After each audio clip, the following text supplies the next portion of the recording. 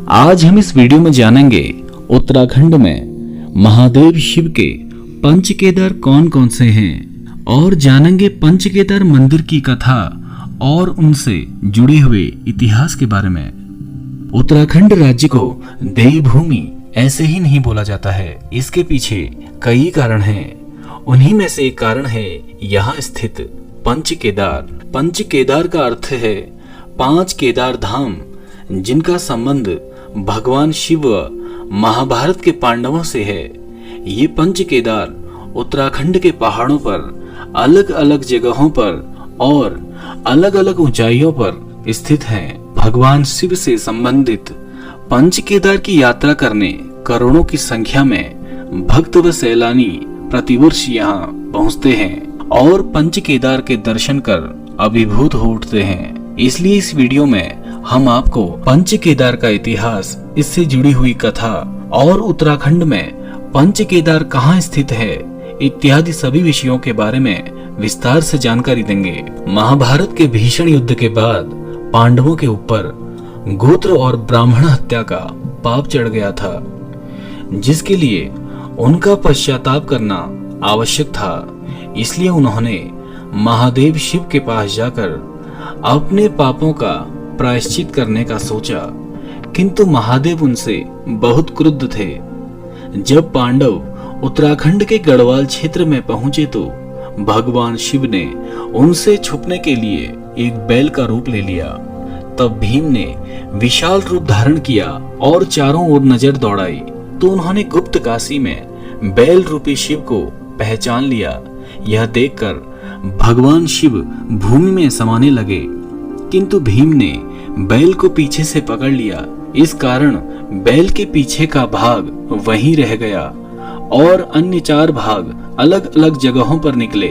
आज इन्हीं 5 स्थानों को पंच केदार के रूप में जाना जाता है तथा वहां पर भगवान शिव की आराधना की जाती है।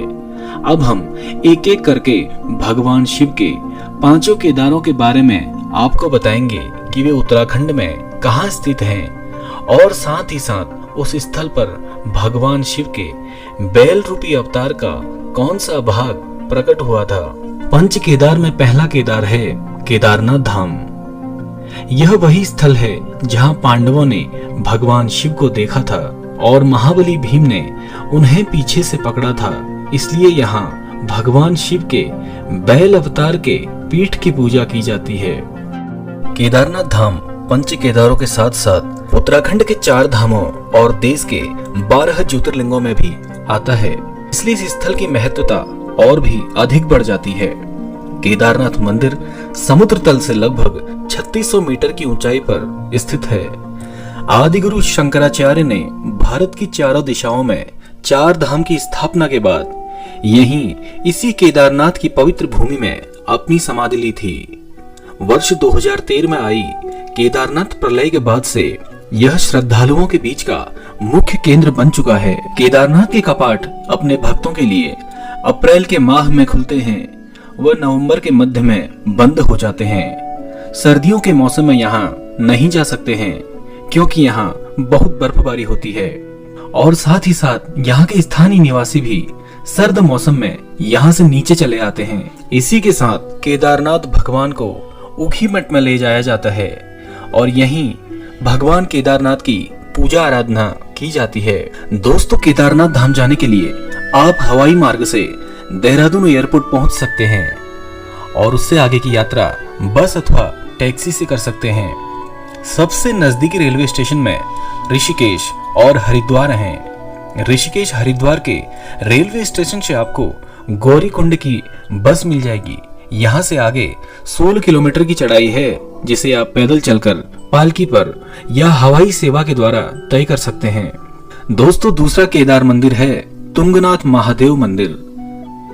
यहाँ भगवान शिव के बैल रूपी अवतार की भुजाएं प्रकट हुई थी, इसलिए इस मंदिर में भगवान शंकर की भुजाओं की पूजा की जाती है। समुद्र तल से यह मंदिर 3690 मीटर की ऊंचाई पर स्थित है। यह रुद्रप्रयाग जिले के चोपता नामक स्थल पर चंद्रशिला पहाड़ी पर स्थित है। यह मंदाकिनी व अलकनंदा नदियों के बीच को बीच से विभाजित भी करता है। सर्दियों में भगवान की मूर्ति को मक्कुमात में स्थानांतरित कर दिया जाता है और यहीं इनकी पूजा आराधना की जाती है।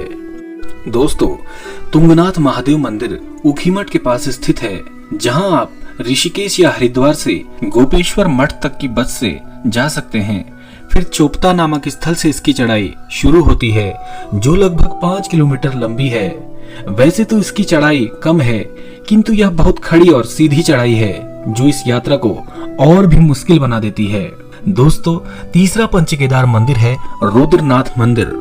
यहाँ भगवान शिव के बैल रूपी अवतार की मुखाकृति प्रकट हुई थी, इसलिए यहाँ उनके मुख की पूजा की जाती है।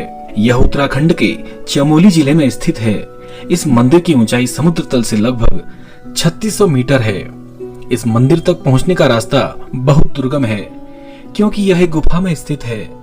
इस मंदिर की चोटी से आपको नंदा देवी व त्रिशूल की आकार की पहाड़ियां देखने को मिलेंगी। सर्दियों में भगवान रुद्रनाथ को गोपीनाथ मंदिर में स्थानांतरित कर दिया जाता है। दोस्तों, रुद्रनाथ मंदिर में पहुंचने के लिए कई रास्तों से चढ़ाई शुरू होती है, जिनका अपना अलग अलग आनंद है। यह भी गोपेश्वर के पास ही स्थित है। सबसे सुगम चढ़ाई सागर गांव से है, जो कि गोपेश्वर से लगभग 3 किलोमीटर दूर है। यहाँ से मंदिर की चढ़ाई लगभग 20 किलोमीटर हो जाती है। दोस्तों, चौथा केदार मंदिर है मध्य महेश्वर मंदिर। यहाँ भगवान शिव के बैल रूपी अवतार के नाभि लिंग के रूप में पूजा जाता है। इन्हें मद महेश्वर के नाम से भी जाना जाता है। यह मंदिर उत्तराखंड के गढ़वाल क्षेत्र में गोंडर गांव में स्थित है। यहीं पर भगवान शिव ने माता पार्वती के साथ मधुचंद्र रात्रि बिताई थी। इसी के साथ यहाँ के जल को अत्यंत ही पवित्र माना गया है। सर्दियों में भगवान की मूर्ति को यहाँ से ऊखीमठ में स्थानांतरित कर दिया जाता है और यहीं पर इनकी पूजा आराधना की जाती है। दोस्तों, अगर आप मध्य महेश्वर जाने की सोच रहे हैं तो इसके सबसे नजदीकी हवाई अड्डा देहरादून हवाई अड्डा और नजदीकी रेलवे स्टेशन ऋषिकेश या हरिद्वार रेलवे स्टेशन है। यहाँ से आप बस और टैक्सी की सहायता से उनियाना गांव से अपनी चढ़ाई शुरू कर सकते हैं।